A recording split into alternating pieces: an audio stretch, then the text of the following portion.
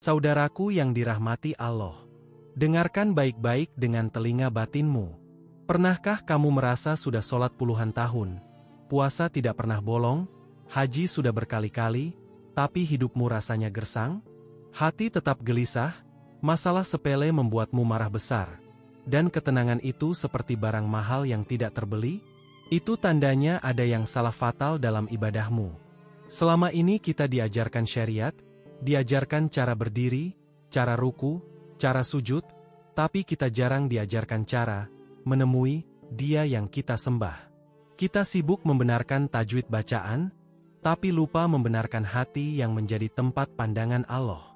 Sadarlah, Allah itu tidak melihat bentuk rupamu, tidak melihat seberapa mahal baju kokomu, tidak melihat seberapa fasih lidahmu, tapi Allah melihat hatimu.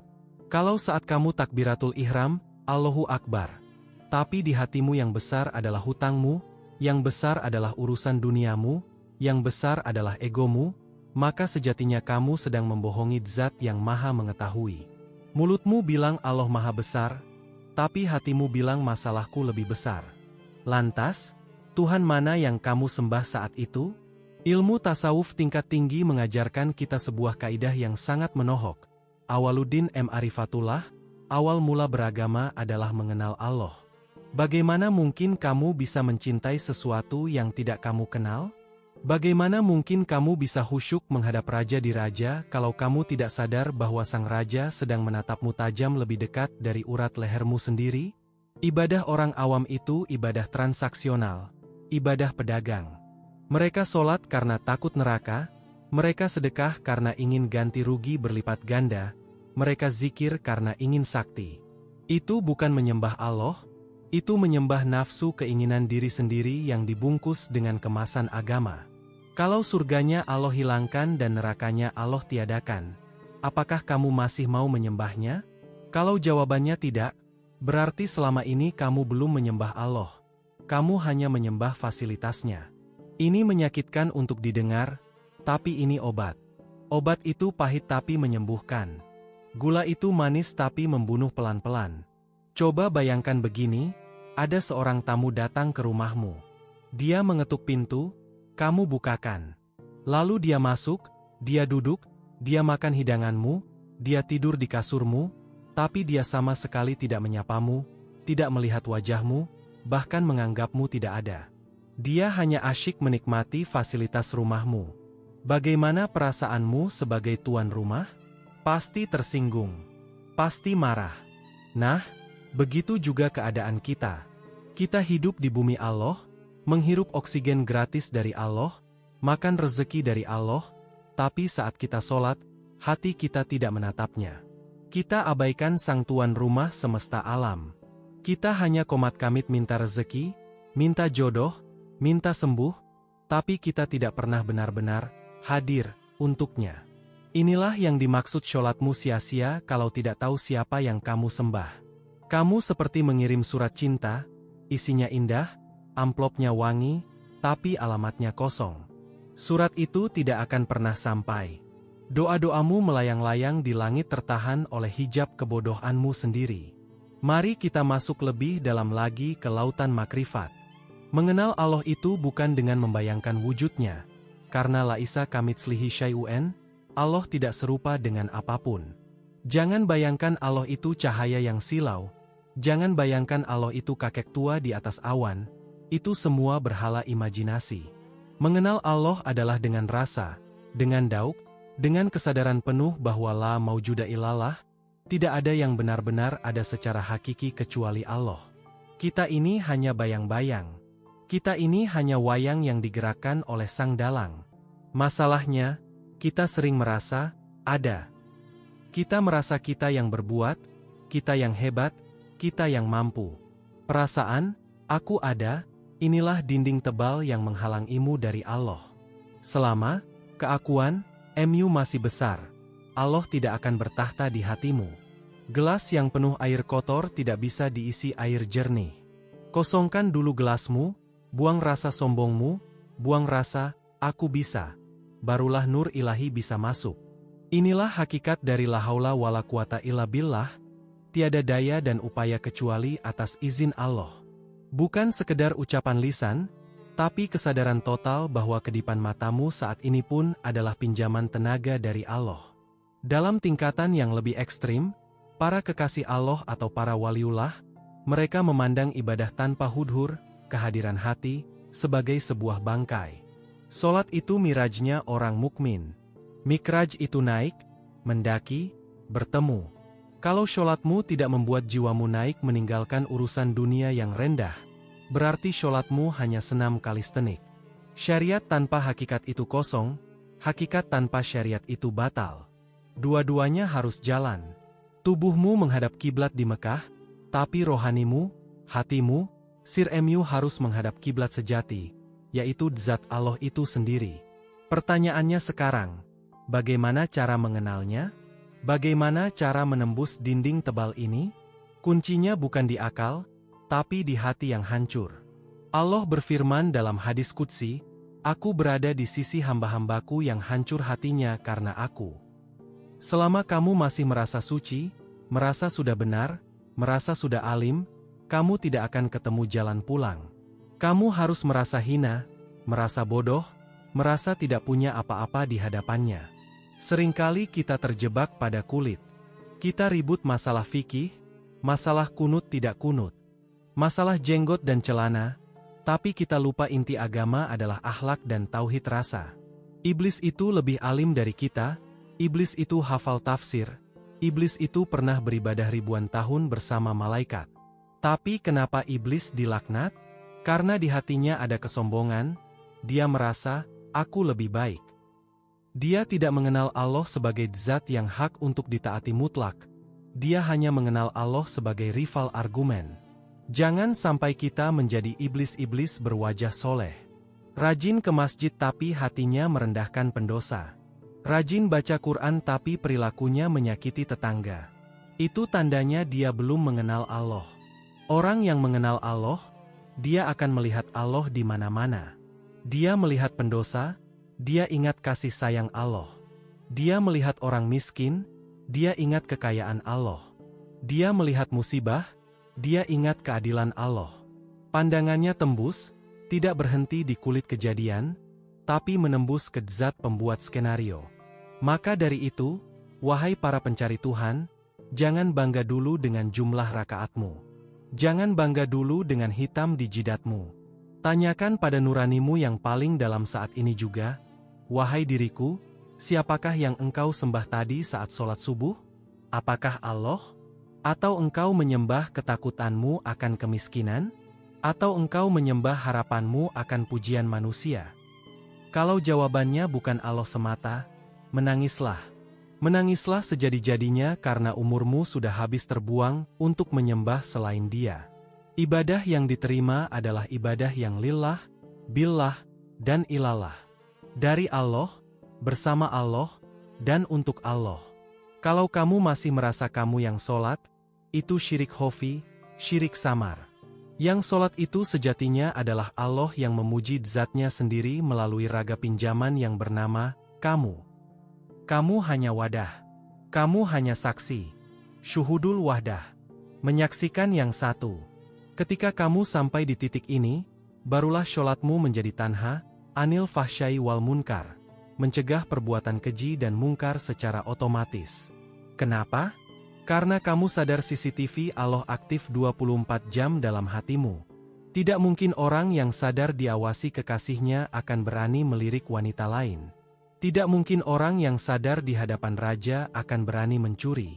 Kalau kamu masih maksiat jalan terus tapi sholat juga jalan terus, itu bukti sholatmu belum sampai pada tahap mengenal. Kamu baru sampai tahap menggugurkan kewajiban. Ingatlah, perjalanan menuju Allah itu perjalanan ke dalam diri, bukan keluar. Men arofa nafsahu fakot arofa robbahu, barang siapa mengenal dirinya, maka dia akan mengenal Tuhannya. Kenali dirimu yang lemah, yang fakir, yang hina, maka kamu akan mengenal Tuhanmu yang kuat, yang maha kaya, yang maha mulia. Buang pakaian kebesaranmu. Di hadapan Allah, Jenderal Bintang 4 sama hinanya dengan pengemis jalanan. Di hadapan Allah, Profesor bergelar doktor sama bodohnya dengan orang yang tidak tamat SD. Lepaskan atribut duniawimu saat menghadapnya. Jadilah hamba yang sejati. Hamba itu tidak punya kehendak selain kehendak tuannya. Hamba itu tidak punya hak protes. Inilah ilmu pasrah tingkat tinggi. Inilah Islam yang sebenarnya, berserah diri total. Bukan hanya berserah di lisan, tapi berserah di setiap detak jantung. Sulit? Pasti. Berat? Sangat. Makanya hadiahnya adalah surga dan ridho Allah. Kalau mudah, hadiahnya cuma piring cantik. Perjalanan ini mendaki dan terjal, hanya orang-orang terpilih yang berani menempuhnya. Apakah kamu termasuk yang terpilih itu? Atau kamu memilih tetap menjadi penonton di pinggir jalan yang sibuk menilai orang lain? Pilihan ada di tanganmu, tapi ingat, waktu tidak menunggu taubatmu. Kain kafanmu mungkin sedang ditenun saat ini, sementara kamu masih sibuk memoles topeng kesyolehan palsu. Hancurkan topeng itu. Kembalilah menjadi debu di telapak kaki keagungan Allah. Masih kuat jantungmu mendengar kebenaran yang menyayat hati ini? Kalau telingamu panas, itu tandanya egomu sedang terbakar, dan itu bagus. Biarkan dia hangus agar yang tersisa hanya murni penghambaan. Kita lanjutkan perjalanan menembus tirai kepalsuan diri ini. Banyak orang bertanya, kenapa hidupku masih amburadul padahal sholatku rajin? Jawabannya sederhana tapi menampar. Karena kamu menjadikan sholat sebagai obat penenang, atau pil keberuntungan, bukan sebagai sarana pertemuan. Kamu sholat supaya dagangan laris, kamu sholat supaya naik jabatan, kamu sholat supaya lulus ujian. Sadarkah kamu? Itu bukan menyembah Allah, itu namanya memperalat Allah. Kamu menjadikan Allah sebagai pembantu untuk memenuhi ambisi duniamu. Betapa lancangnya kita. Kita perlakukan Raja semesta alam seperti jin lampu ajaib yang harus mengabulkan semua keinginan kerdil kita. Padahal, hamba itu tidak punya hak menuntut. Hamba itu tugasnya hanya satu, menghamba. Titik. Mau diberi atau tidak, mau dikabulkan atau ditunda, itu hak prerogatif Allah. Kalau kamu marah saat doamu belum terkabul, berarti sholatmu selama ini adalah sholat dagang, bukan sholat cinta. Mari kita bongkar lagi lebih dalam. Dalam ilmu tasawuf, ada istilah syahadat. Kita sering mengucap asyhadu an la ilaha illallah. Artinya, aku bersaksi tiada Tuhan selain Allah. Kata kuncinya adalah bersaksi. Orang yang bersaksi itu harus melihat. Kalau kamu menjadi saksi kecelakaan di pengadilan tapi kamu tidak melihat kejadiannya, kesaksianmu palsu. Nah, sekarang tanyakan pada dirimu, saat kamu mengucap syahadat dalam sholat, apakah hatimu benar-benar menyaksikan kehadiran Allah? Atau kamu hanya membeo? Kalau hatimu buta, tidak merasakan kehadirannya, lantas apa yang kamu saksikan? Jangan-jangan selama ini syahadat kita adalah syahadat palsu. Kita bersaksi atas sesuatu yang tidak kita kenal. Ini mengerikan kalau dipikirkan. Kita mengaku kenal Tuhan, tapi saat diberi ujian sedikit saja, kita lari ke dukun, lari ke pinjaman online, lari ke manusia, mengeluh di media sosial seolah-olah Allah tidak sanggup menolongmu. Di mana tauhidmu? Di mana pengakuanmu bahwa Allah Maha Kuasa? Semuanya runtuhannya karena perut lapar atau gengsi duniawi. Inilah kenapa banyak orang yang mabuk agama, tapi tidak sadar Tuhan. Mereka hafal ribuan dalil, fasih bicara surga neraka, tapi kelakuannya bengis, hatinya keras seperti batu, dan merasa diri paling benar sendiri. Itu karena ilmunya baru sampai di tenggorokan, belum turun ke hati. Ilmu yang tidak menembus hati hanya akan melahirkan kesombongan spiritual. Mereka menyembah kebenaran versi mereka, bukan menyembah sang kebenaran mutlak. Ketahuilah saudaraku, Allah itu maha gaib, tapi dia lebih nyata dari apapun yang matamu lihat. Dunia ini yang maya, dunia ini yang panggung sandiwara. Jangan terbalik. Jangan mati-matian mengejar bayangan sampai lupa pada pemilik bayangan. Saat kamu berdiri iftitah, kamu bilang inna sholati wa nusuki wa mahyaya wa mamati lillahi robbil alamin. Sesungguhnya sholatku, ibadahku, hidupku, dan matiku hanya untuk Allah. Tapi kenyataannya, hidupmu untuk karir, matimu ketakutan meninggalkan harta, ibadahmu untuk pencitraan. Kamu membohongi Allah tepat di wajahnya saat sholat. Berapa kali dalam sehari kita menjadi pendusta di hadapan Sang Pencipta? Lalu bagaimana caranya agar tidak sia-sia? Bagaimana cara menemukan Dia? Caranya adalah dengan mati sakjeroning urip, mati sebelum mati. Matikan hawa nafsumu, matikan keinginanmu untuk dipuji, matikan rasa kepemilikanmu. Selama kamu masih merasa, ini uangku, ini rumahku, ini ilmuku, kamu terhijab. Tidak ada yang milikmu. Bahkan nafas yang keluar masuk hidungmu sekarang ini adalah properti Allah yang dipinjamkan. Kalau Allah mau ambil sekarang, kamu bisa apa? Jadilah nol. Jadilah kosong. Seperti bayi yang pasrah total pada ibunya. Bayi tidak pusing besok makan apa, dia percaya ibunya akan menyusui. Kenapa kita yang sudah tua bangka ini justru ragu pada rezeki Allah? Kenapa kita cemas berlebihan seolah Allah itu miskin? Kecemasanmu adalah bukti penghinaanmu pada sifat Ar-Razzaq, Maha Pemberi Rezeki. Solat yang benar adalah solat yang melahirkan ketenangan mutlak. Kalau habis solat kamu masih gelisah, masih dengki sama tetangga, masih hobi gibah, berarti solatmu baru sekedar olahraga fisik, belum sampai ke rohani. Energi solat itu dahsyat, ia bisa meredam api amarah, bisa mendinginkan panasnya nafsu. Kalau kamu tidak merasakannya, pasti ada kabel yang putus di hatimu. Tingkatan solat para arifin, orang yang mengenal Allah, itu bukan lagi menggugurkan kewajiban, tapi sebuah kebutuhan, sebuah kerinduan yang meledak-ledak. Bagi mereka, azan adalah panggilan kekasih. Bayangkan kalau pacarmu memanggil, pasti kamu lari berdebar-debar ingin bertemu. Tapi kenapa saat azan berkumandang, kita malah merasa terganggu? Aduh, lagi asyik kerja kok sudah azan. Aduh, lagi seru main game kok harus sholat. Itu tanda hatimu sakit parah. Kamu lebih mencintai game daripada penciptamu. Kamu lebih menghormati bosmu daripada Tuhanmu. Kalau dipanggil bos, kamu lari terbirit-birit takut dipecat. Tapi dipanggil Allah, kamu santai-santai, nanti-nanti, diulur-ulur sampai akhir waktu. Inikah yang dinamakan hamba? Ini namanya pembangkang yang tidak tahu diri. Padahal kalau jantungmu berhenti sedetik saja, tamat riwayatmu. Siapa yang memompa jantungmu? Bosmu? Uangmu? Bukan. Allah. Tapi kamu lupakan Dia demi mengejar recehan dunia yang tidak akan kamu bawa mati. Ilmu ini memang pahit. Tapi lebih baik kita pahit sekarang di dunia, daripada nanti kita dipahitkan dengan timah panas di akhirat. Mulailah belajar ihsan. Beribadahlah seolah-olah kamu melihatnya.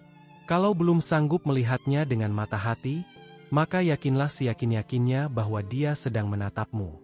Bayangkan CCTV langit sedang menyorot setiap gerak-gerikmu, bahkan mencatat setiap lintasan pikiran kotormu.